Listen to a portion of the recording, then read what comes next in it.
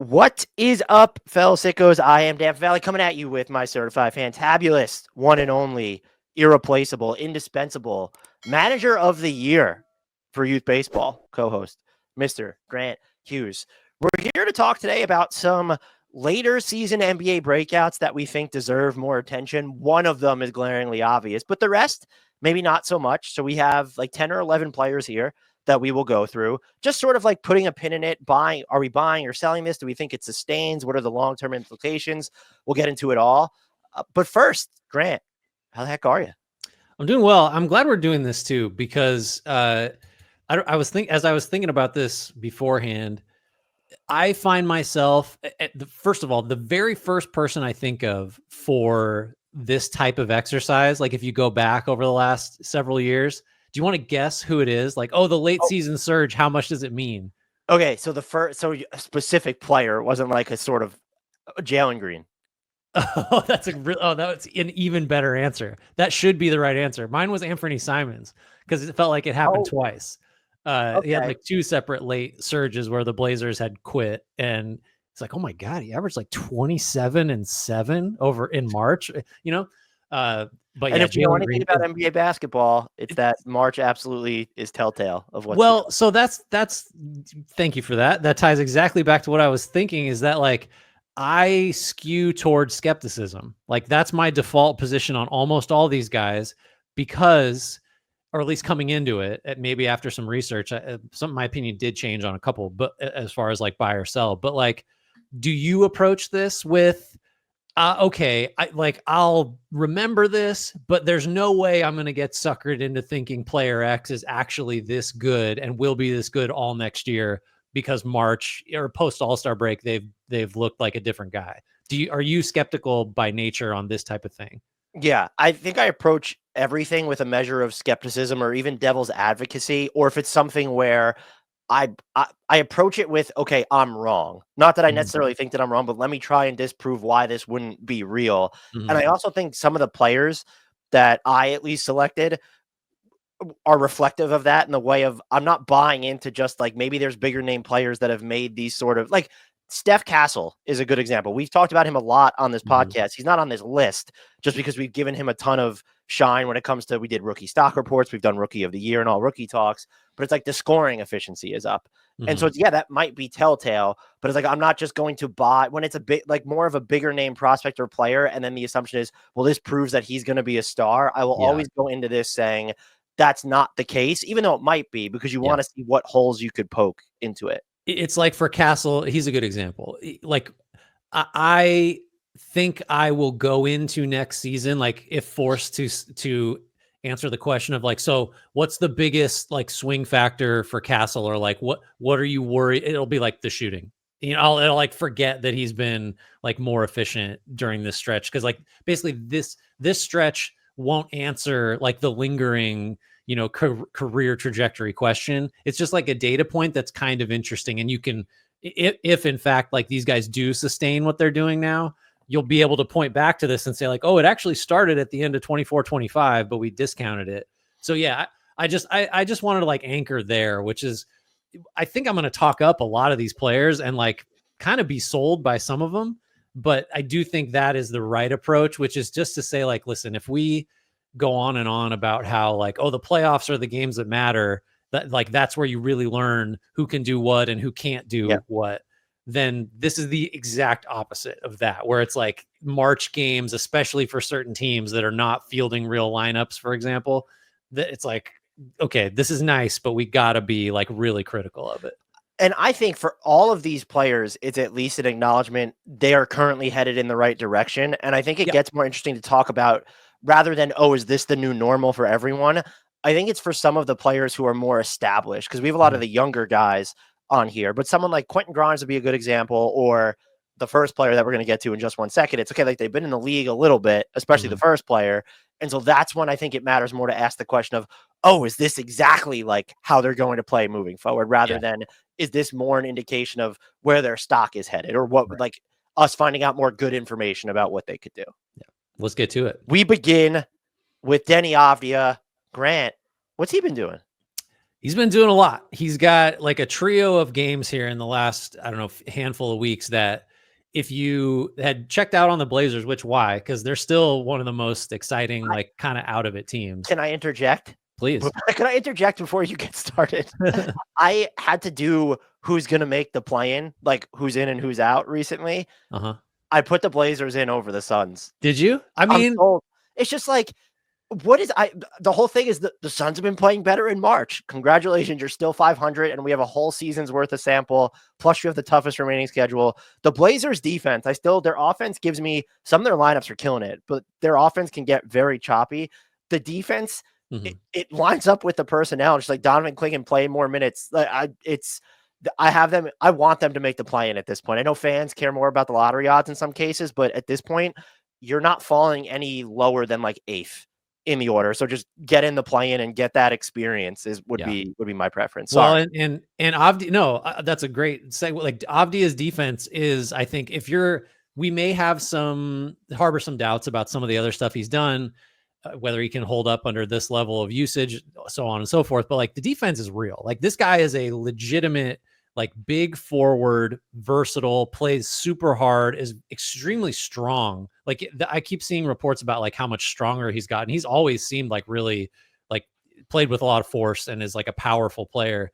Like he's a legit defender. It's still Tamani Kamara is where it starts and stops. Like that guy's like the guy defensively for Portland, but Avdia is like not that far off from being close to that level. So, but we're not talking about the defense. So against the Grizzlies the other night, 31-16-8. He had 34-16-6 against the Warriors, 27-15-5 against the Knicks. After the All-Star break, he's averaging basically 29-5, 20 points, 9 rebounds, 5 assists, almost 65% true shooting. His usage is up to around 25%. So like he's just an on-ball weapon now at a higher usage rate than he's played, really at any point in his career. But like he's an interesting guy to be here because you and I have been in the bag for him since like his rookie season in Washington. Right. I think like we've been looking for excuses to talk about him, and now it's kind of undeniable because he is just a legitimate offensive threat. Like the 3-point accuracy is up on higher volume. It's 36% now, shot 37.4% last year on lower volume. He's driving more. He's not shooting better on drives, but he's getting to the line like over twice as often per game on drives. So just like the whole offensive package, he's not a first option. Like that's not where we're going here. But as like a really good second/third option who can create, who's going to draw fouls, who can make open threes, like I mean, he's just a high-end starter to me. And this is one of the quote unquote breakouts like that I do legitimately buy. I think he is this good. The only question is, on the next year's iteration of the Blazers, or like, I don't know, whatever might change for them going forward, is he going to get like quite this much opportunity to like be on the ball and to have this high usage and shoot the ball this much? I don't know. But I do think if he does get those opportunities, this feels like pretty real to me. I would agree. I definitely buy it. And why would he have less of an opportunity next year?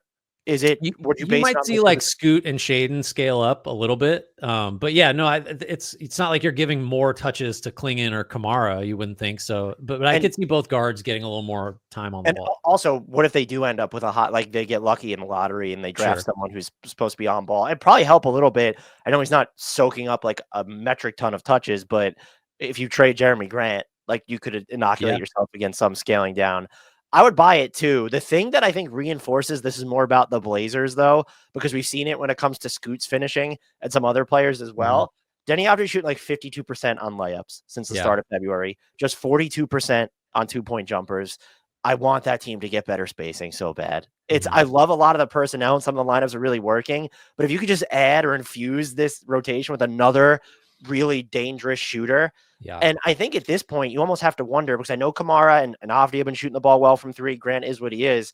But it's like if it could come at the 3 or the 4, because you do have Simons, assuming he's still going to be there next year, I think that would open up like a ton of space for the 2 players that I think actually would benefit most from it are Scoot and Deni. Yeah. I mean, that's like a tension point though, right? Because if Clingan is a core piece, which it seems like he pretty much is, like you're only going to have so much spacing going forward. He's going to be barring like a I mean, he's behind Edey as like a spacing shooting Right. center, and like Edey's like very speculative on that front anyway. But yeah, I agree. Better spacing, and like he's not Avdia is not like a on top of the rim finisher by any stretch. Like he No. does use the slow step, and uses his strength and stuff. Like finishing craft, I think is really a point you'd want him to develop, and that's going to be even more important because I think Donovan Cling is just going to be in there, and like there's only going to be so much space. Which he's really good. It's just it's not Yeah. necessarily the center's job to space the floor, and he'll have that. If you can run pick and rolls between those two, having just more shooting and will help there as well. We move on to our next player, and it is Josh Giddey. Did you think that he would be appearing on such a list this season, Grant? No. Well, no, but like, haven't we sort of been down? I should have looked this up more closely, but like, I feel like we've been down the road of like, oh my God, the three's falling. That changes everything for Josh Giddey. And the three is falling. I mean, he missed time. I think he went like 9 days off. He's got an ankle injury right now. Has missed probably 3 or 4 games, I guess, in that stretch of March. But like, he is making his threes, so that's like a legitimate thing. He's 21 of 40 from deep in his first 9 games after the break. And like, it's not like he was broke all year. Like he's been in the 34-35% before the All-Star break on catch and shoot threes, but he's up to like the high 40s on catch and shoot threes since the All-Star break. Has even made pull-ups. Like I think I count this a few days ago, so there might be 1 or 2 extra, but he was like 6 of 8 on pull-up threes, which is really dragging the average up after the All-Star break. Were they the slowest, most methodical pull-up threes in the history of? I should have looked at the tape because it's like, how does he even do that? Like, how is that possible? Like, how does he create the space? I think much like he's a good foil for Avdia because I think we've both been pretty out on Giddey in general. So like the skepticism is high here because even if the 3-point shooting is anywhere close to this, it doesn't mitigate the like, well, who does he guard question, which is like such a central issue for him. And the follow up is like, well, if he's on the ball all the time, which he still probably should be, because I don't know that defenses are ever going to be concerned about him because of the slow release and because of, then like, what's that mean for the rest of your offense? I think all the biggest Giddey questions persist, like even with better shooting, just more. I mean, he's got like 23 and 10 and 8, he's got a crazy post All-Star break, like counting stat average. I don't think we should be swayed by that or by the like spike in 3-point shooting. Cause I just don't like, do you ever see him being someone that it's like, oh my God, we left Giddey open as a defense. Like someone's getting pulled out of the game for that mistake. I don't think so. No, because even his former teammate Lou Dort would be a great exercise in this player's now dangerous from 3. He takes a bunch of them, he makes a bunch of them, and defenses still don't care. Right. They're like, least of the evils, we'll let him shoot it. So, and also to your point, like this is just, we've been here, seen that before. So pre All-Star break for his career, Grant, he's shooting 31.2% from 3, his career. Post All-Star break, he's shooting 38.2%.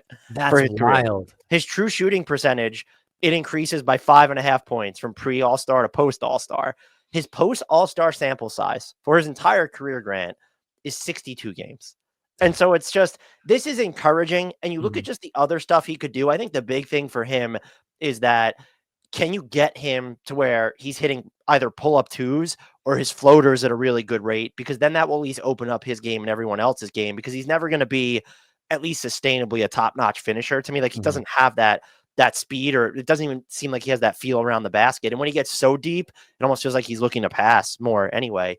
He's at 47.2% on his floaters since February 1st. Like that's probably that's a pretty good number to be at. I don't think it's life-changing or anything around there. But if he's going to take those shots and make them, and he's going to hit his wide open threes, like he does become way more of a valuable player to Chicago. And it does this influence anything that you've seen over the past, month, 2 months, whatever, how much you would pay him in restricted free agency?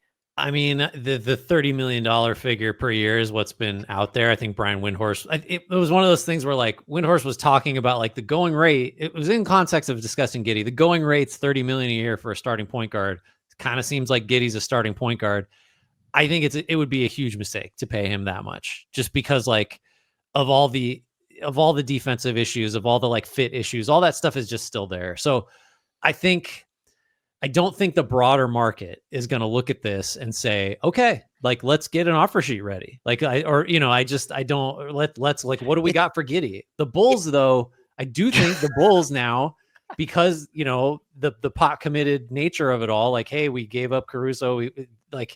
I do think this makes it more likely that they pay him more than they should. I really do, because they're sitting there watching it, and maybe it's harder to like, because if you're the Bulls, you really want this. Like, you're much more apt to be like taken in by this hotter stretch than you are if you're like kind of at a remove and trying to be objective about Giddey. What's tough for me is that 30 million will be about 20% of the salary cap if we assume moving forward, if we assume he gets the maximum raises. That's really not the end of the world if he is your starting point guard. My issue would become, I think that there is real downside there that you might not have with a lot of other starting level point guards. And also, and go check out our episode with Keith Smith from this previous week where I asked this question. I'm not in favor of players having to accept less money than teams are willing to give, but I don't understand when restricted free agency specifically has unspooled the way that it has the past few years, where no one, I know there's not a ton of cap space out there. That's one part of the point, but also two, even when there's been cap space, it's not being used to give out offer sheets. And so it go find the offer sheet that is going to get him $30 million a year. And if he finds it, if Brooklyn decides, hey, we need someone to lead the offense, we think it's this guy, he won't ruin our tank next year. Okay, great. Then decide whether you want to match it or not. Yeah. No, I feel like, I don't know. It does feel like you're rooting for management, which is always like kind of uncomfortable. But I do think I totally agree, especially in a case like this, but almost more broadly, that's what is restricted free agency for, if not for a team to just exercise leverage and be like, prove you're worth this before we go give you something. I am rooting more for Bulls fans here because I think there will be some that disagree. Josh Giddey has not even a cult following. Like, there's just Josh Giddey supporters, which the numbers he puts up, you read them, but like they can be video game-esque. It's just, I don't think if that's the deal, I think that'll be a better deal than what they have Patrick Williams on right now. And he's worth like 8% of the salary cap. However, you don't look at it through the lens of like, it could have been worse. Like, that is the worst measuring stick possible. So I'm rooting for Bulls fans to see management act capably. And I think a number I'd be comfortable with, I'm lower on Giddey than most. So I'm looking at like, okay, would I pay him more than the mid-level, which is 15? Sure. I'm going to get a little uneasy if my goal is to perform in the playoffs and I'm paying him 20 plus million a year, even though that's 15% of the salary cap or whatever it is. I think that's right. I think like, if you just look at it, it's like, is he going to average 23, 10 and 8? Like, is that and then like a lot of fans, a lot of teams will look at that and say, that's a $30 million player. It's just like, you have to think like, well, just one, not like 10 level, like one level deeper, and ask yourself, like, what does investing this level of money in Josh Giddey mean for the rest of our roster? Like, it's a finite resource game. And if you have Giddey in this prominent of a position, you just have to figure out a lot of trickier stuff with the other guys on the floor than you do with, like, if it's Kobe White that's going to make 30 million, it's like, cool. Like, nothing's coming off the table. He's a lead guard. He's going to score. Yeah, we maybe need a better defender next to him, but it's like, well, that's priced into normal size point guards half the time anyway. Giddey's just like, just the complicating factors are just like, and so many, there's just more. It's not like, let's use Cody White as an example. It's not like we're waiting to see how this scales to the playoffs. Like, we know what happens when Josh Giddey gets to the playoffs. Right. Granted, it's only been twice now, but it's not like, was it twice? Was it only just once? No, he's been there twice, right? The point is, we know, because like smart teams guard him a certain way. And like, okay, if the Bulls like win their play-in games because Josh Giddey is like 9 for 14 from 3 in both of them because he's getting ignored and he just beats that strategy. All right, great. I'm just like, I don't think that's the way you're going to win series. I don't think that's the way you're going to build like a great offense. It's just, that's probably enough on Giddey. We're pretty negative on him. Well, and it was just once because they made the playoffs last year as they lost in the play-in the previous year, and sub 20 minutes per game. Next up on the board, Quentin Grimes, Grant, who I know you have questions for me. I'm just going to open this with a question for you. Yeah. Should he be, one, he basically has to play the rest of the way to qualify for awards because you can only have a certain amount of games as part of your 65 under 20 minutes, and he had a bunch of under 20-minute. The rules need to change, by the way. Oh, they're so stupid. Yeah. Every second I learn more about them, they're increasingly stupid. So I think he needs to basically play, because I was thinking in my head, if the Sixers really want to juice their tank, let him get to 65 games, and then you shut him down because he'll still qualify for most improved player.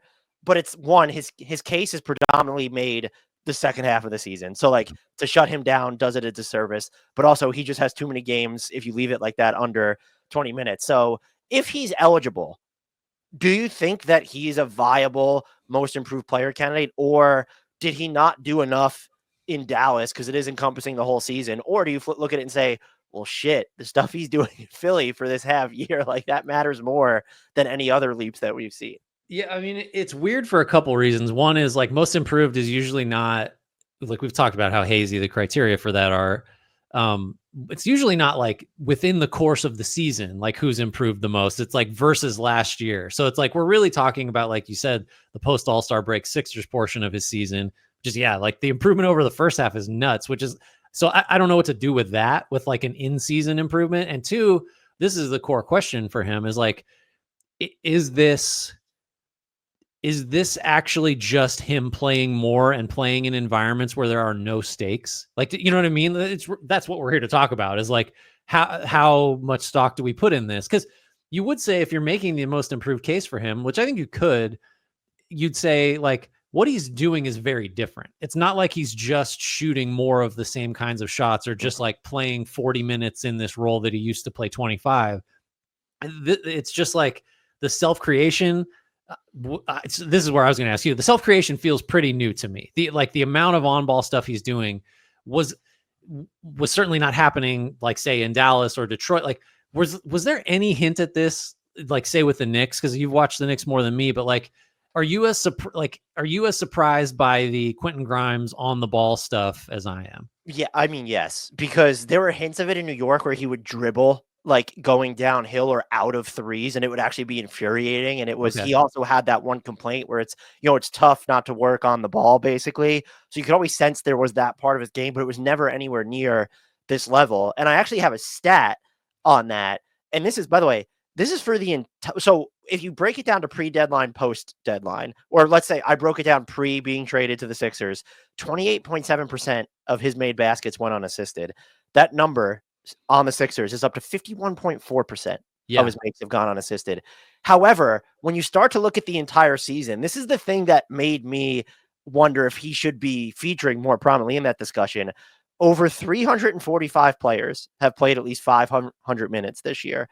Nobody has increased their self-created shot-making efficiency in the aggregate by a larger share than Quentin Grimes. That's for the entire year. Well, I have a related one. We kind of went about this the same way. Like I was looking at assisted twos because I just keep seeing him like get bucket, like inside the arc buckets on his own. So he was always like a 60 to 75% guy, like, which is to say, 2 to 3 out of every 4 2-point shots he made were assisted, were set up. So that's like, for a guard, that's not great. Like that's a pretty dependent scorer.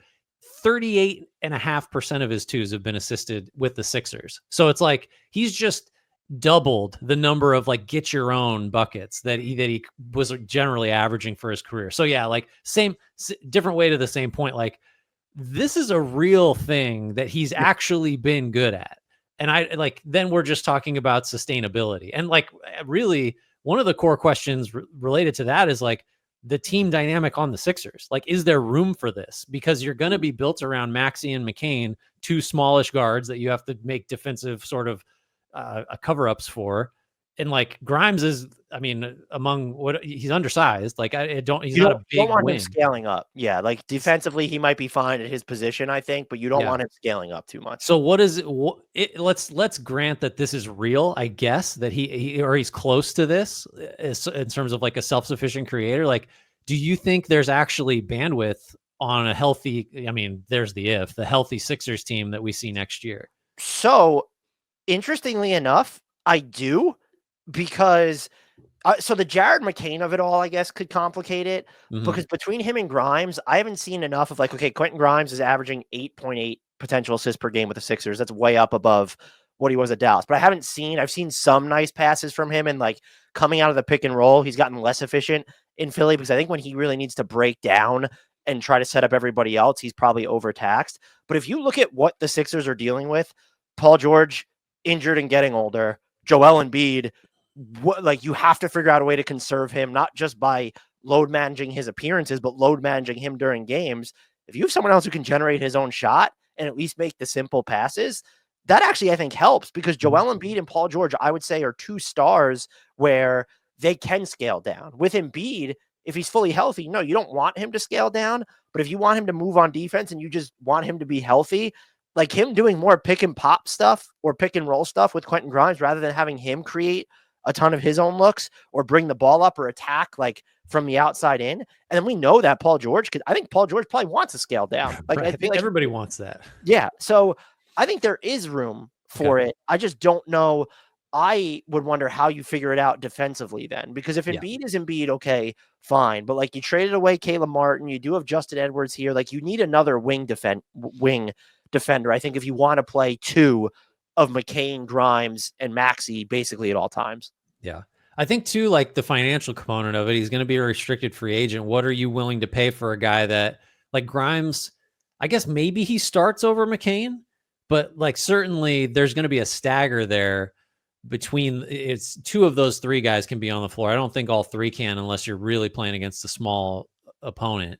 Like what is that worth? And then like if not the Sixers, does he just go take the money with another team, go to Brooklyn and be like, hey guys, now I average like 27, 5 and 5. It's the new Quentin Grimes. Well, here's two questions. Do you think whether it's the Sixers or another team, like he will get at least the non-taxpayer mid level, which is 14 and change, right? I would be very surprised if he got less than that. Now, if you're the Nets or just a team in a vacuum, would you rather pay him or Cam Thomas? Oh, great question.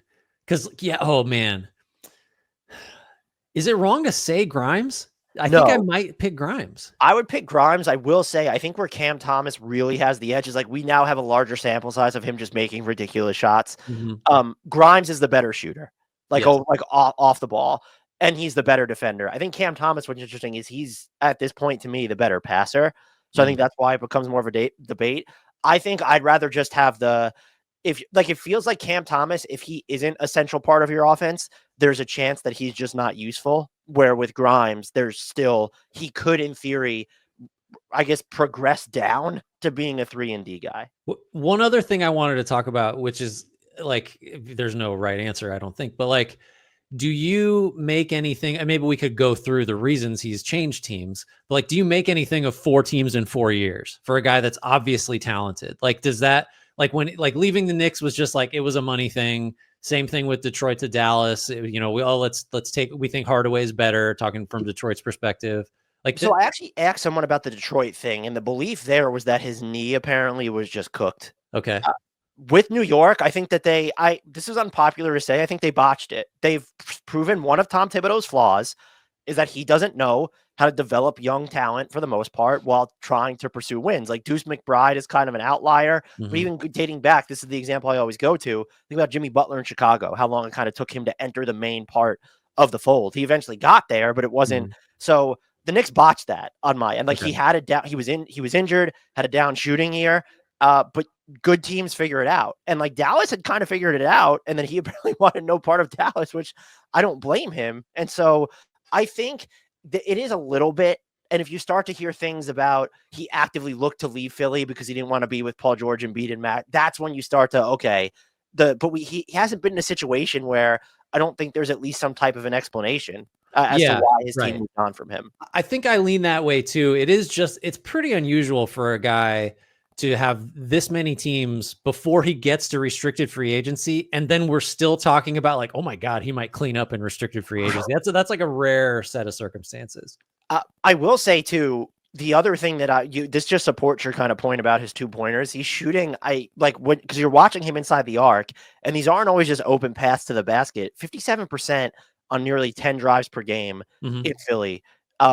Among everyone who's had as many drives during this span, only DeRozan and Zion are also shooting 56% or better from the floor. So I think what's also interesting is that he's scoring in all these kind of different ways that it doesn't that make him, in theory, even though a lot of it's happening on the ball, shouldn't that make him more adaptable to a larger ecosystem? Because it's not just, oh, he's doing all these like, daring do handles into Yeah. 3-pointers. It's no, like he's getting downhill or he's blowing past guys, or we've seen him break down set defenses. So I think that's why I'm optimistic that if I'm a team that wants to tie up my like if that's even a question, like even if it's like if you're a team that wants to talk sign and trade or something, I really believe that Grimes can be a functioning part of a better team within a larger ecosystem. Yeah, I think, and by the way, because we again looked up similar things, he was averaging 4 drives a game in 23 minutes before the break, over 10 in 32 after the. So it's like it's not just he's added a third more minutes and a third more. So he's like more than doubled his drives in like a third more minutes. So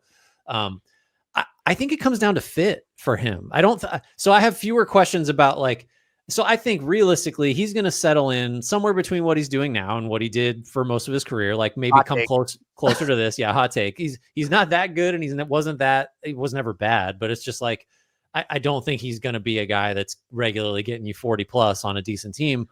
But I do think he can be a major contributor just in the right spot. And the right spot is like there is a big wing or two that make it so he doesn't have to guard, Jason Tatum or Jaylen Brown, like that kind of thing. I feel fine with him on 2s and some 1s, right? Like, but I don't know about sizing up. Final question on him. So what is the average annual value or percentage of the cap, however you want to frame it, that would make you, because part of this is we're saying that this is not just Quentin Grimes. Quentin Grimes is playing at an all-star level right now. We're saying that that's probably not going to be his new normal. So what's the number that gets you, I don't want to say queasy, but okay, now I have to think whether I want to pay Quentin Grimes this. Yeah. Well, I could we agree, more questions answered with questions. Can we agree that like in a vacuum, he's probably a solid to above average starting shooting guard, right? I would say like he's no worse than like a really good first guy off the bench. It feels like his floor. So I think by that logic, I start to get uncomfortable at like anything like 25 a year. I'm like, I don't know about that, but like he's played better than that lately. So like even a 25 million a year would be like probably acceptable. I think anywhere from like the 18 to 22, 23 million a year with the normal raises, I would not be, if he got that, I'd be like, yeah, I get it. Like that might actually be a bargain, but you go much beyond that, then I start to get more nervous about the fit and just the size of the sample. Like we can't just discount that. So I don't know. What about you? So 15% of the salary cap was the number like that. So that's 23.5 million next year. We're in the same neighborhood. So I think once you get there, if you're going to pay him more, you have to believe that this is like one of the 2 or 3 best players on your, like can develop into one of the 2 or 3 best players on, like you have to believe that there's more upside to plum than what we've seen right now, I think, if you want to go above that number. Yeah. That or it's a wildly short-term deal and the Nets are like, hey, 2 for 60 or like 2 for 70, whatever. Yeah. Our next player, Grant, might be familiar to you. His name is Moses Moody. I will note that you suggested Moody for me, I think. Because there's going to be another Warriors player here too. We're going like, this is a little smaller scale because Moody has developed into, I think he's been pretty close to this all year, but now that he's finally playing pretty regularly, getting some starts, looks to me like a legitimate 3-and-D wing that I think he's averaging just barely under 10 points a game on the season. Like after the break, it's 12, 3 boards, couple assists, 63% true shooting, super low usage, 15%. So like, he's not someone that is creating his own shots. He's not someone that is, drawing a bunch of fouls. He is very much a dependent scorer and shooter, but is a good 3-point shooter. I think like he really is someone I think could settle in for his career in like the 40, right around 40%. He's just under that now, 38, 39 has been kind of where he's hovered for the year.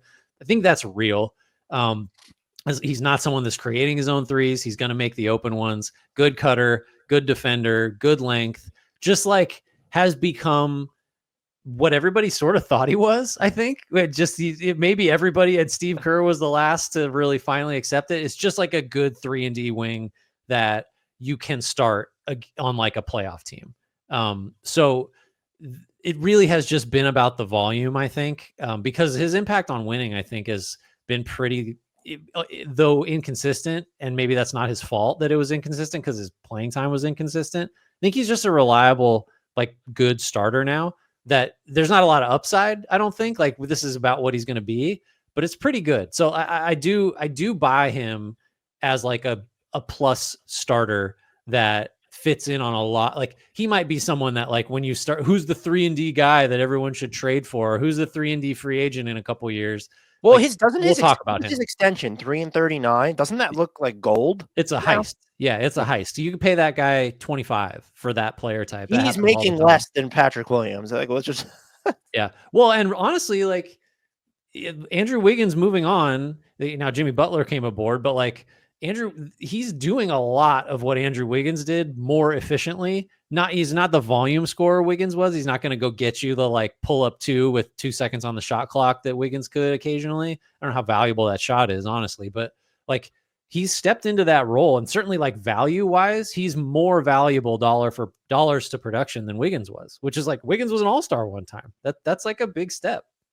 I've been most impressed where it feels like they haven't missed a beat defensively with him, because that was always kind of my bigger question for Moses Moody was, can he, like, if he's going to handle the assignments that he's now been handling, even with Jimmy Butler there, because Andrew Wiggins is gone, what does that look like defensively?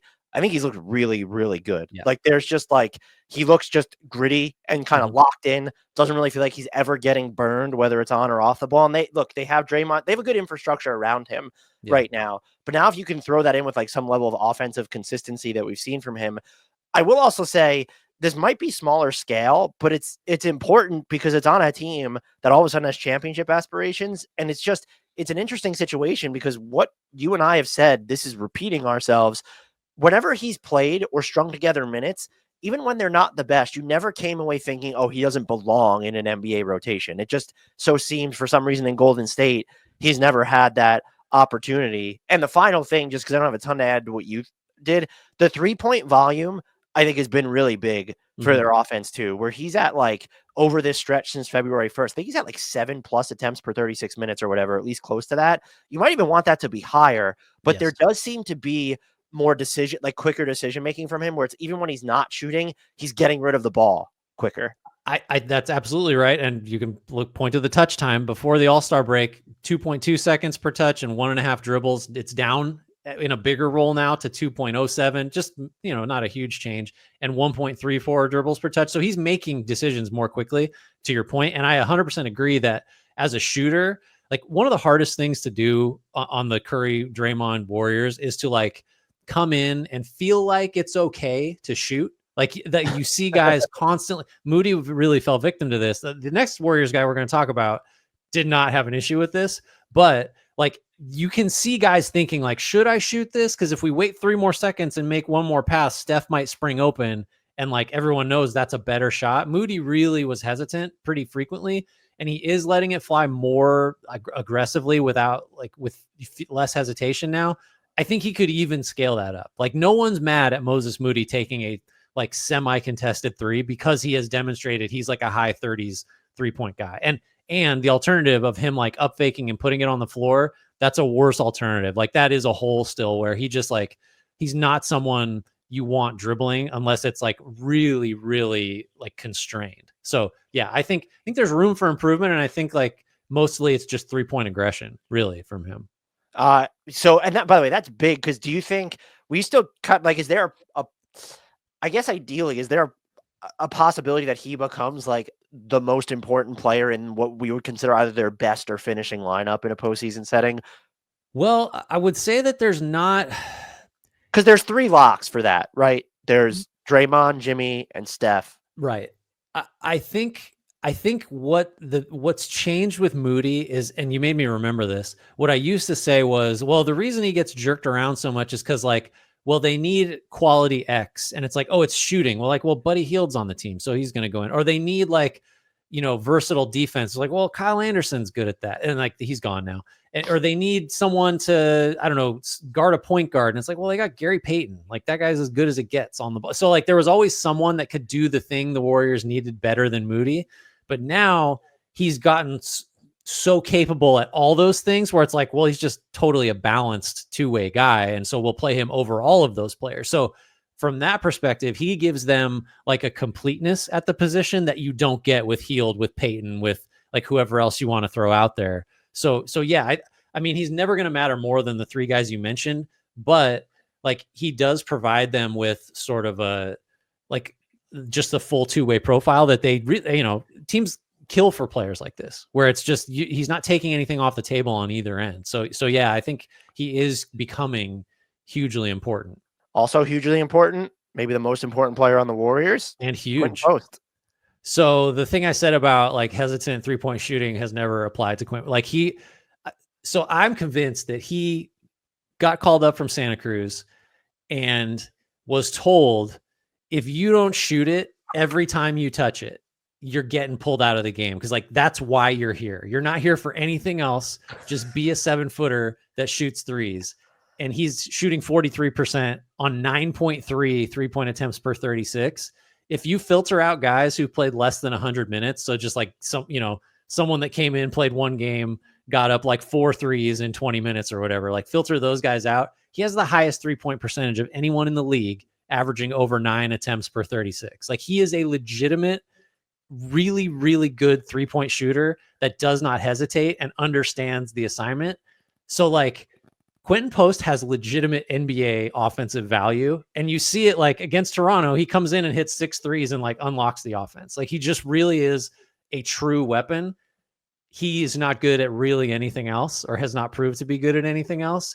So talking from like a buy sell perspective, I buy that Quinten Post is one of the best 3-point shooting bigs in the league and will just be that for as long as he's in the league.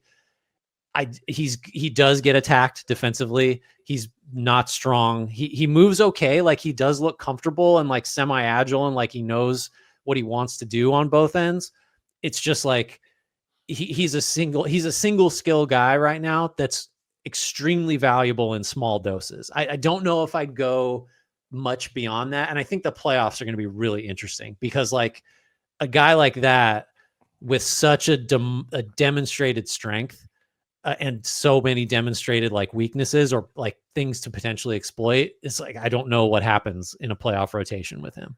How do you go about using him defensively? Because his rim protection numbers since February 1st are pretty good. 55.1% he's allowing. Is that a bot? Which, by the way, I think is okay if this is the case.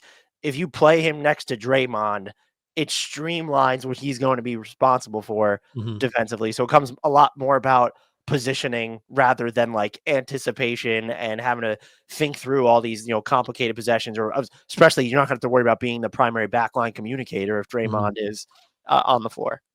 Yeah, I think he's been set up to succeed pretty well, but for those reasons, I think I do look, if you're an opposing playoff team, you're just going to involve him in as many actions as you possibly can. Like that's going to be the MO. You could, I forget what game it was, a couple games ago. I think Anthony Slater reported that Steph Curry was talking to him during a timeout saying like, this has been my whole career. You're going to be targeted every time you're out there. You just have to like stay in the fight. Cause there are stretches where it's tough for him. The rim protection numbers, like he does have stretches where he'll block 2 or 3 shots and it's like, oh, okay, that's a thing. Like he might, I mean, he's 7 feet tall, but like, I think his rookie status, his size, his like lack of heft, he's going to be tested constantly. I don't think he's up for it, like at a high volume kind of clip. So then the question is just, is he bringing enough value on the other end to like, net out as a positive? So far he has. The most interesting thing to me about him is that despite him being just like lights out, almost 80% of his threes have been uncontested, which is like, how is he not being guarded? I think it's fascinating to imagine what the offense looks like when he does get that level of respect, if that happens, because I don't think it's a successful game plan to say, let's make Quinten Post beat us from deep, because it's like, he's going to be 8 for 12 from 3. Like that's just, he's going to be that good if you leave him open. So what happens when you assign a defender to him that has to stay tight? Like, what kind of space does that open up for Jimmy Butler in the lane, or for Steph and Draymond to play pick and roll? Like there really could be gains if Post does eventually get guarded, which like it's nuts to me that he hasn't been so far.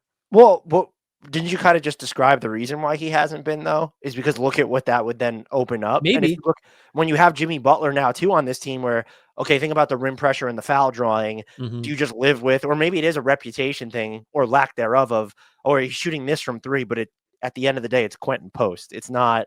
Yeah.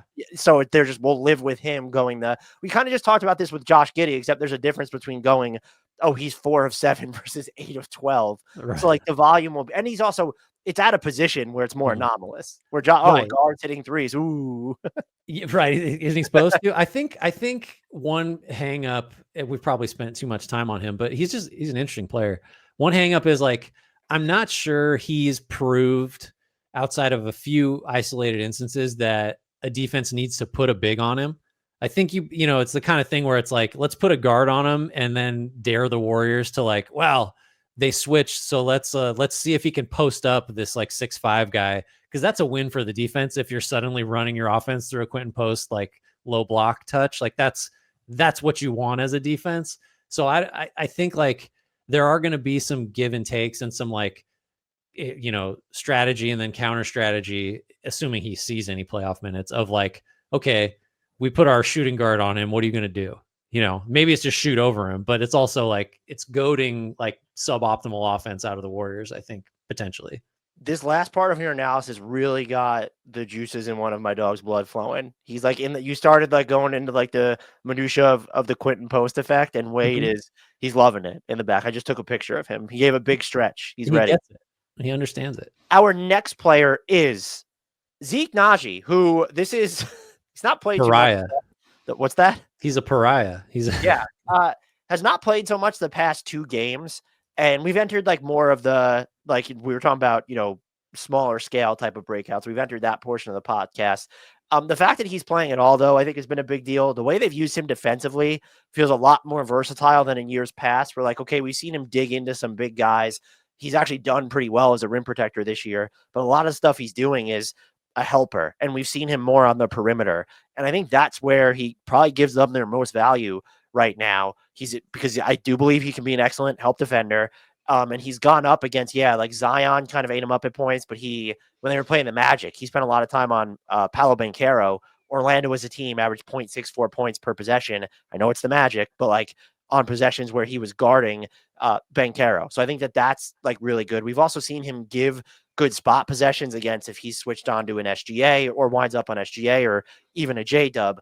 That defensive value, I think, is really big for a Nuggets team. Like, you don't really know how to feel about their defense just yet. Like, okay, Aaron Gordon's missed a bunch of time this year, but if you have Zeke Nnaji defending the way that we've seen him, at least like over the past month and a half or so, for the most part, and then with an Aaron Gordon, and then being able to like move like Christian Brown being on this team and Peyton Watson, I think it does some of the problem. You do run into it offensively with him.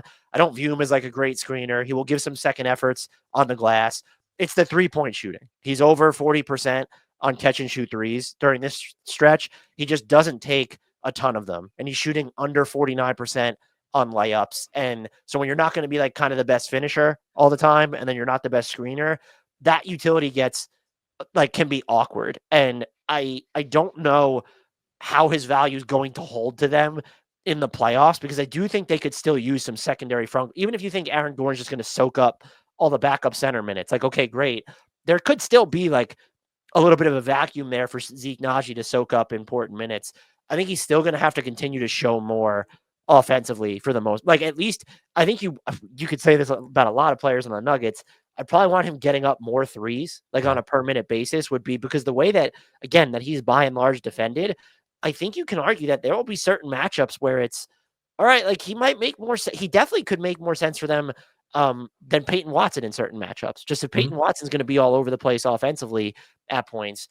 So I have it. It's a pin in what he's doing, because everyone had him written off as one of the worst contracts in the league. What are the Nuggets doing? And now he's provided some utility, but are the Nuggets viewing it through the lens of, oh, it's already fading? Yeah, that's the thing. I was just looking up as you're talking. Like, how I was gonna frame my take on like, how old is he? Like, because if he's 22, he's 24. So it's like at 24, you're pretty close to what you're gonna be.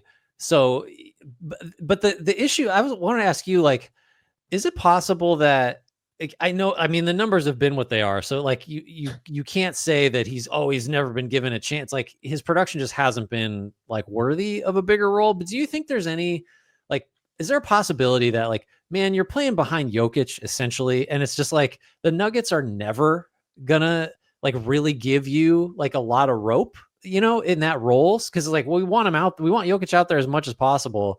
And Jokic has been super durable. Is there any part of his like disappointing play to this point? Because he is like shooting 47% from three. He's getting to the line more after the break. All this stuff looks encouraging. Could it just be like something about like there's just never been like a sustained extended opportunity for him? Or do you feel like what he's doing now is like, oh no, he's only just now playing well enough to justify like, more opportunities? I think it's more so the latter. I've seen a lot of people blame Michael Malone that he hasn't gotten here sooner. Maybe That's that what I comes mean.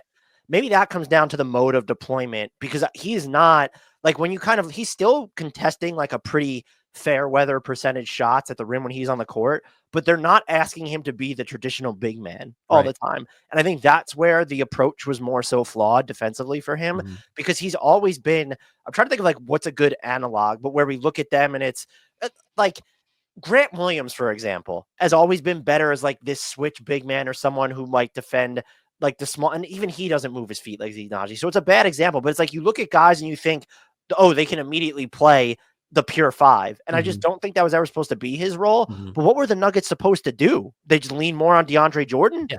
Like Right. in Like those, who probably wouldn't be on a team if not right. for like he's just a good locker room guy for this team. So there's probably like Zeke Nnaji, I don't think is shown enough. Like in the minutes that you watched him, it was like he wasn't hitting threes. Like Mhm. we've seen those percentages be all over the place.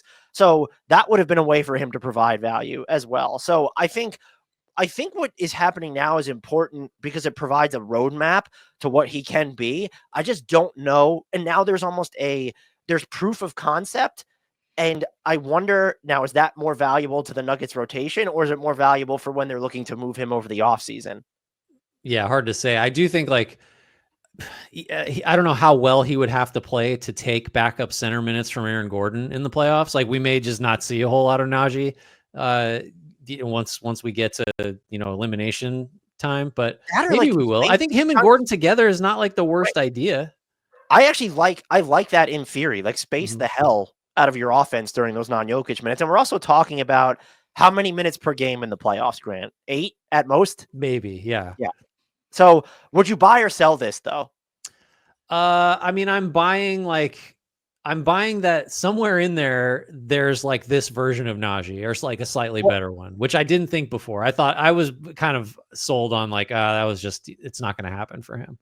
maybe it's better to frame it whose quote unquote mini breakout is more important, his or just Jalen Pickett's, who injuries kind of paved the way for him to get some run. And I think, look, he has an assist to turnover ratio of 4 since February 1st. He has, contrary to what like he's done in the past, he's shooting over 39% from 3 during this stretch. I think the two things that have impressed me the most with him though, he is like, if you get screened by Jalen Pickett, like there's gonna be a mark left. And he does look strong, but like you Yeah. don't see it, but like it's increasingly becoming clear. If you get screened by Jalen Pickett, oh shit, that's gonna hurt.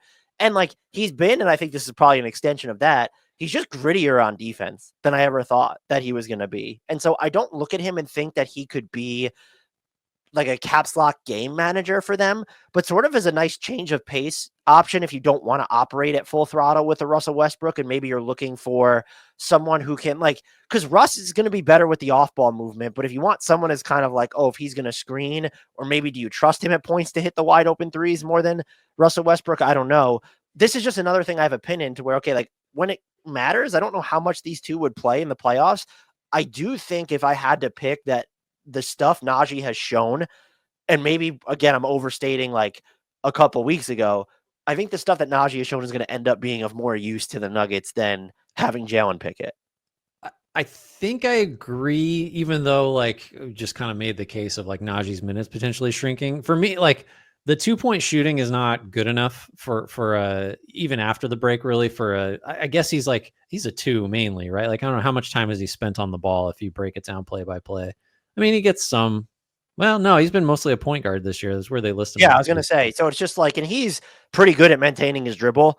And Yeah. so, like, and I think I don't look at him and say, "Oh, that's a great passer," but it's someone who I think has protected the ball and like will at least maintain his dribble until maybe something opens up. Yeah. I wonder how he's an interesting player. I haven't really thought about Jalen Pickett that much. Like, how much does the shooting matter? Because the 3-point shooting is, he was solid last year. He's over 40% this year.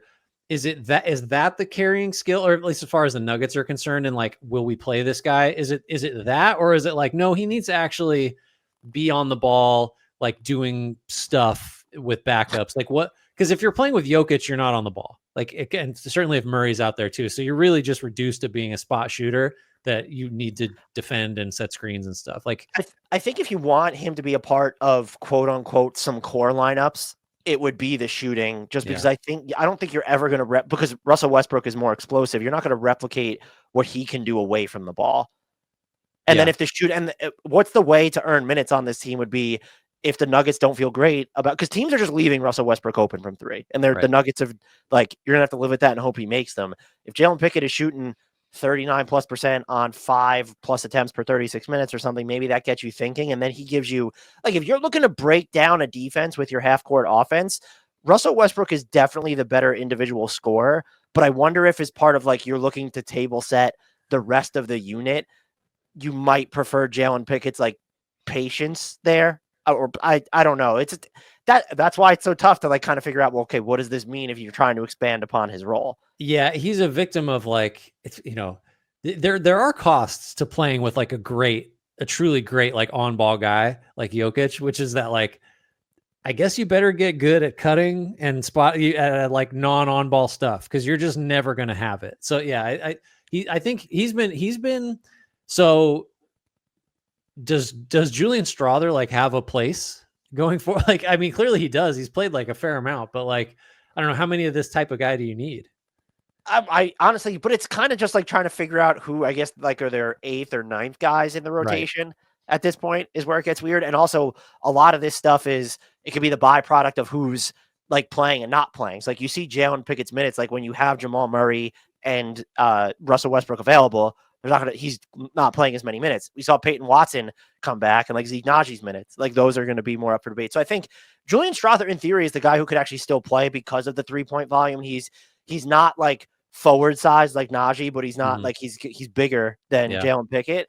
But I think both of these guys are better. I guess their peaks have impressed me more than Julian Strawther's peaks this season, if that makes any sense. I don't know how good you feel about that. So what you're saying is the Nuggets were smart to just let KCP and Bruce Brown go and just get cheaper, even though they're a contender, because they knew they had the talent pipeline to replace them. In their defense, they couldn't keep Bruce Brown. I know the KCP stuff is still, I maintain, I went on a Nuggets podcast a couple weeks ago, and a lot of the listeners were looking for mea culpa from me about things I said about Calvin Booth. And I was like, well, it's not coming. I think KCP would have just had a better season when you're looking at the quality of shots he's getting in Orlando, in Denver, and he's still really good defensively. That being said, Calvin Booth has been vindicated to some extent, because as a Pickett is gotten, by the way, I don't think Pickett was ever supposed to be like a real factor. So you think Hunter Tyson was that guy? Was that? Yeah. It was Zeke Nnaji was the one. And that's not a Calvin Booth draft pick. So like, that's fair. Like, but they've been the Nuggets waiting or holding on to these guys. You wouldn't have been able to, they were trying to move Nnaji. So what does that say? But like giving these guys minutes, I think is at least shown, there's pathways to utilities. And I think if anything, if I had to guess, I don't really know how to feel about Jalen Pickett because he makes no money. Zeke Nnaji's development is bigger because I think it makes him easier to move, if nothing else. If the Nuggets decide that, hey, he's most valuable to us is cutting our tax bill or using as matching salary for someone else. All right. Do you have anybody else, or was that the end of the list? We have a couple more players. All right, let's hit them. We have Isaiah Collier. And you know what? Let's spoil it here. We got 3 Jazz players coming up, Grant. So we should ask about which one is kind of impressed you the most. I know you have some strong feelings about Collier. I will say before I throw it to you, his swing skill is going to just be his efficiency from the floor. It is all over the place. He's not there defensively yet, but I think you look at him and you can kind of see like the tenacity and the level. You could see him being, at least for his position, that's not going to be he'll be a quality defender. I will say it would not shock me. This is what I want to drive home with Isaiah Collier. we fast forward like 3 years. If you told me he was one of like the 3 to 8 best passers in the NBA, I'd look at you and say, yeah, okay. I go, he is throwing some just like ridiculous when he gets going downhill and just like the things he can see with his live dribble, he is a heart attack. I was going to say, like, if you told me Isaiah Collier led the league in assists in 3 years, I'd be like, yeah, all right. I guess, like, was it like the so mine wasn't spicy enough, I guess. No, it's just, he is such an unusual player though, right? Like I was trying to think of comps for him. Like one, the shooting is like, well, I don't know like what you do with that. So just to put a finer point on it, since the All-Star break, which has been like, he's been better, 29% from 3, 43% overall. That's up from 41% and 23% before the break. Like it's a giant, like blinking like you can't be a good NBA guard if that's how you shoot. Like just we're done. So like that has to get better. But the combination with what's set that aside, who's the comp for this guy? Like if he's an average shooter, I still don't know. Cause like the frame is so unusual for a point. Like he's just like a fire hydrant. And then is it Kyle Lowry? He seems bigger than Lowry. Do I have that wrong? Lowry's like 6 foot. What is Collier? He's definitely. I don't know. Maybe that's but Lowry was he wasn't always a great shooter, and I don't know that Lowry was this good a passer either. To be honest, like no, Collier is substantially 6'3". And his game is like downhill, like bull into the lane, make the right pass. Like I don't know who that is. That's a weird like Julius Randle and Russell Westbrook combined. He's like a smaller Julius Randle. That's interesting. I like that. So that's where I hesitate to like buy into all the positives, of which he's got some, because it's like I don't know what the precedent is for a player like this having like real success. But like sometimes that's a good thing. Sometimes it's like, well, that means there's no answer for this guy because he's like a unique combination of skills. But I don't know what to project for him other than to say, like you led with, like, if he can't shoot it better, then I don't know like what this is. But if he can shoot it like, okay, then the downhill stuff gets even nastier. Cause as it is, he's getting into the lane with guys like just daring him to drive and he still makes it happen. Yeah. And I think, look, we've seen, there's probably been like at least small, like he's shooting 70.5% in the restricted area since February 1st. I think that's, so if he can be like a consistently strong finisher, he's going to get to the basket. And so I might be higher on his floor than it seems like you are. It might be more dependent on the personnel around him at that point. But as you said, like with defenses keying in on him, or like he's just like bull in a china shop, like busting through these barriers on the defensive end. And there's also, I think what's interesting, there's directionality to his handle too. Like it doesn't have to be straight B lines all the time. So I think what they've discovered with him as a playmaker, and I think the flashes he has shown as a finisher, at least but it's going to be like, can he score from another level? Because if he can't, I don't know who would be the comp then at that point.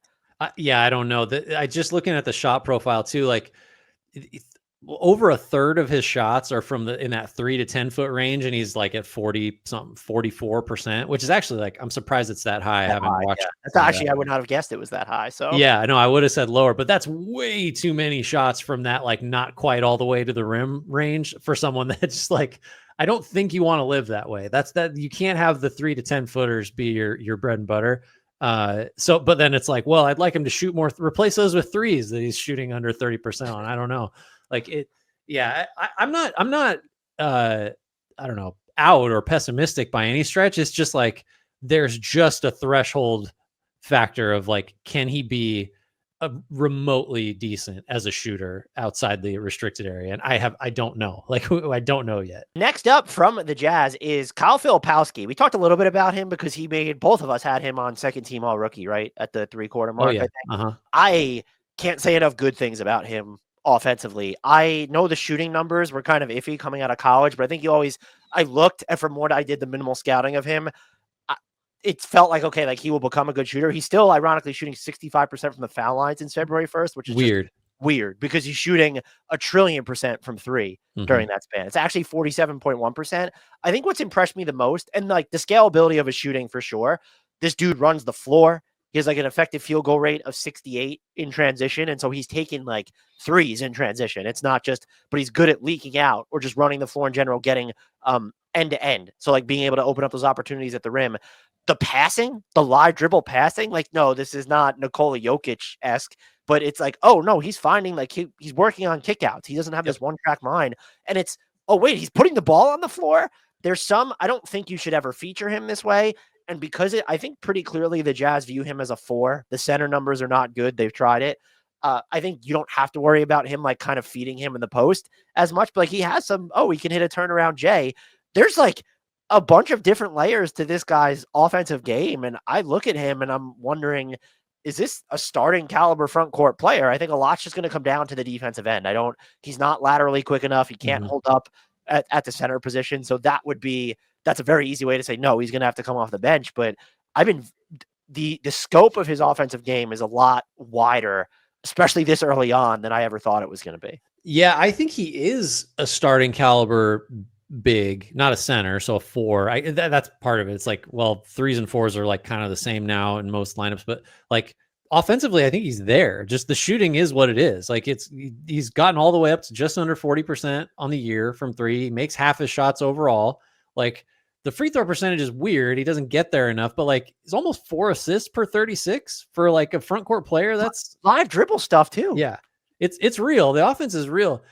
Like I was looking the other day, I think he's in like the 3rd percentile in defensive estimated plus minus, which is as I consult my proprietary metrics, it's spitting out like that's not good.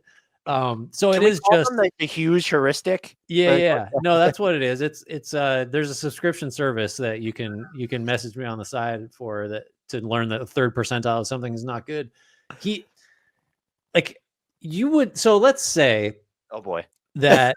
Well, because you've got Walker Kessler there. So, like, opinions on him vary, but I do think it's reasonable to conclude, like, eventually that guy with decent talent around him is the anchor of a good defense. Like, it's not like Walker Kessler's not at, like, the Gobert level where it's like, oh, you have him, so you're a top 7 defense. But, like, he's fairly close to that if you put reasonable personnel. So does the fit, like, favor Filipowski potentially? Because, like, you need that offense on this team, especially when your guards can't shoot. Do you know what I think? Do you know what I think? I'm sorry, I'm laughing at the guard thing because it's true. I think what actually my favorite was, so Walker Kessler, yes, that fit favors him.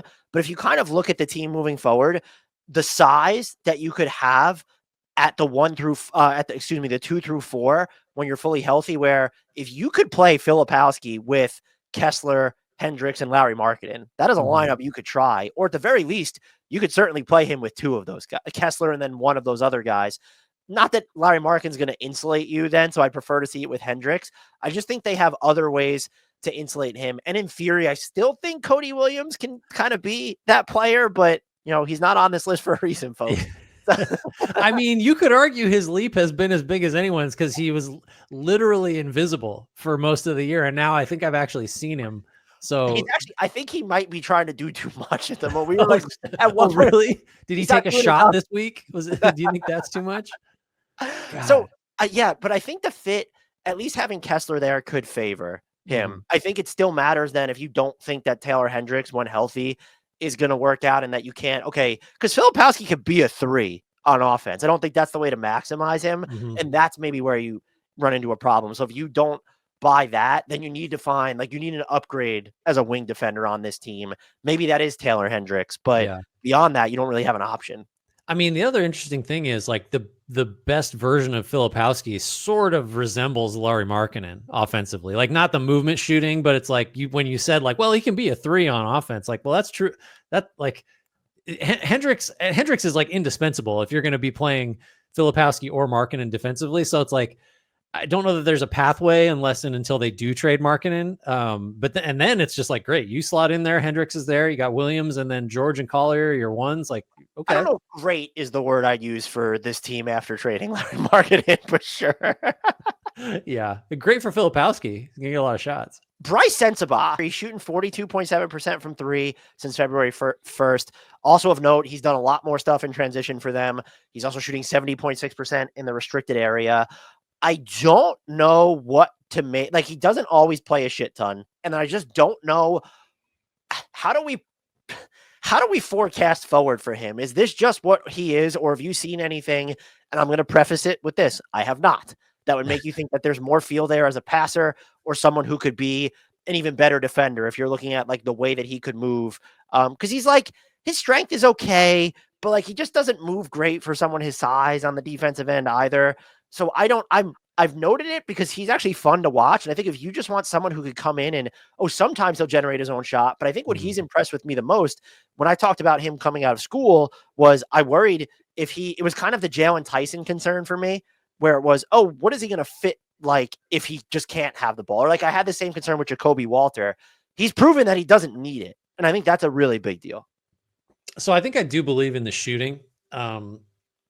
He's a 90% free throw shooter this year. So like there has been a spike. I want to get it right. So he's like, no one's a 47% 3-point shooter, which is what he's been since the break, but he's 37 before it. And the free throw shooting legitimizes it. Like, I don't think there's more like creation, at least for others. Like he's got more turnovers than assists on the year. And that's still true in the sample after the All-Star break. So like he is someone that I would trust as like a catch and shoot or catch and attack kind of guy that doesn't really even have like the ideal size you want at that position. He's got decent size, but like, I don't know that I see him as more than like a 15-minute a game guy, but he's still, he hasn't turned 22 yet. So like maybe there's more. It's just like, I think the assist to turnover stuff feels like it forecloses a fair amount of like, there's this kind of upside for him. But as like as a guy who's going to make shots and they just give you a decent size, like that's something. I think I'm probably more apt to be buying the Filipowski hype and even the Collier upside than I would with Sensabaugh. I would agree. I think that him being a little bit more plug and play offensively, at least opens up a pathway to him having a role. But I would argue if he's ever a steady starter in this league, it feels like he's just eating innings for a bad team. Maybe so, yeah. Which he is right now. Right. Fair enough. I have a final player to shout out. This will be our last one. He was going to replace Jalen Pickett until we couldn't figure out who I had instead of Jalen Pickett. So they both made it. Kyshawn George, look, we're not have a talk about the finishing or like he's shot like 1% from mid range since February 1st or something. 1 of 11. It's not 1%. He is just, the more I watch him, Grant, we talked about him like kind of a couple of points this year. Like the above the break 3-point shooting is really coming along. He's had over 40% since February 1st. The defensive matchups he has to shoulder, I do think that very clearly we've seen him be overmatched at times when you're looking at like we've seen him go up against Cade Cunningham or even a Devin Booker. Like there have been points where it's all right. Like he held his own on Scotty Barnes and he was fine going up against Mikal Bridges and he did all right, like defending like a motion shooter type, like going to a Cam Johnson, someone who's going to move around the floor. And he's still a body that you could throw on a Pascal Siakam or even a Devin Booker. So we've seen him moved about the positional spectrum on defense. I don't think I've come away thinking, he's making all defensive teams, but I've come away thinking he doesn't have to be your best perimeter defender. You all of a sudden have like a really hell of a second option as your second best perimeter defender. And then there is, and I do think we mentioned this when we were talking about him, I think it was like very early on in the year, the feel for his game as a playmaker, he's going to have to figure out his shot making on drives, the finishing, whether he should go up for the mid range, but like making decisions, even sometimes after he's picked up his dribble, finding guys who are moving. His own movement off the ball, I think, has gotten better this year. And I would have to look into the touch time for this, but like he's making quicker swing passes, or just if he's catching it on the move, like he'll find someone coming in from the 45 angle on a cut. This is someone who I think is going to be a really valuable connector type wing on a good team. And I would be very hesitant to say him in the same name as like a Derek White or Mikal Bridges. And Mikal Bridges has kind of come up from there and we've seen his limitations, but just like, I don't know who would be then a better example of just like a connector wing who's maybe on a little bit lower end than a Derek, because I don't see that defensive ceiling for him there for sure with a Derek White. As a shooter and a passer though, I absolutely wouldn't rule that out. Yeah, I think early this year, he really stood out for like his defensive feel and like activity, and then kind of similar stuff on the other end. Like, I don't know, I guarantee you scouts have written or said the phrase like just knows how to play like several times in reference to him, which has its value. And like, again, I feel like this is a broken record thing. Like the ball's just got to go in for him. Like I think like, I'll get this wrong, but I swear, so he's made like just over 100 threes on the year. And I swear like 10% of that happened in like 2 games. You know, like if you early this season where he was like, it must have been like a 4 of 7 or something in there somewhere. I distinctly remember him having like maybe even more than that. There might've been like a 7-3 game. Where, so like really the rest of the year he's been terrible. And it's the 2-point shooting that's even the bigger problem. So like, connector sounds right almost by default, because it's like, this guy's got nothing when he's trying to like finish or create shots. So that has to get there. And then if it does, he's kind of got all the rest of the stuff like that you'd want. So it is just another question of, can he make enough shots to sort of allow all of his other like positive attributes, of which there are several, to like play up, you know, because if the ball's not going to go in, then I don't know what we're doing here. Again, that is a broken record. I think I've said that exact phrase before, but you know what I mean? Like, I'm going to need to see for him, because I believe in all the other stuff. I'm going to need to see the ball go in like pretty consistently before I'm like, okay, he's a positive player on. So you don't believe in the 3-point shooting over the past like 2 months? Not fully yet. Okay. Not fully yet. I think I'm probably more of, I don't know if he's going to be 42% and above the break threes forever. I think that he'll be an above average shooter. I think what you mentioned about, can he score in other ways? Like, because even when he's moving without the ball, like there needs to be less bailout before he gets to the basket. But if you're going to put the ball in his hands and want him to drive, because like I said, I think he's pretty good at making reads and table setting for others in those instances. But like, you need to become more of a threat of, okay, at least get all the way to the basket, maybe generate more free throw opportunities would be a part of his game that I don't need him to shoot 42% from 3 and then like hit these pull up mid range. Like that to me doesn't need to be like his final form. Yeah. You're not asking him to be like Cam Johnson on offense or something like that. That was fun. Did you want to take us out of here?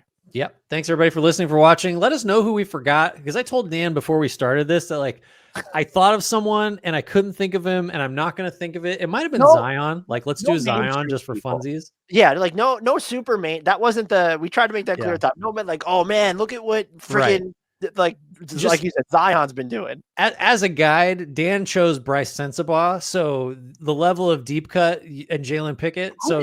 Who did you say no to when I named them too? And you were like, absolutely not. I can't even remember. I don't know.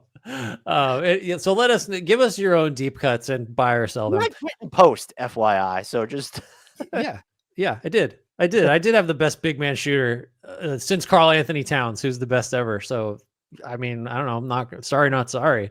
9.3 per 36 3-point attempts. Just making all of them. Let's see. Rate, review, subscribe, do the whole thing. Make sure if you're checking us out on YouTube, make sure you're subscribed there. I don't know how you're seeing this, why you'd be seeing this if you weren't.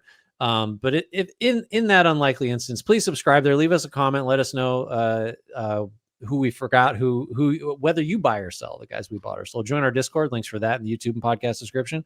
Shouts Frank Ntilikina. Apologies, Jared Allen.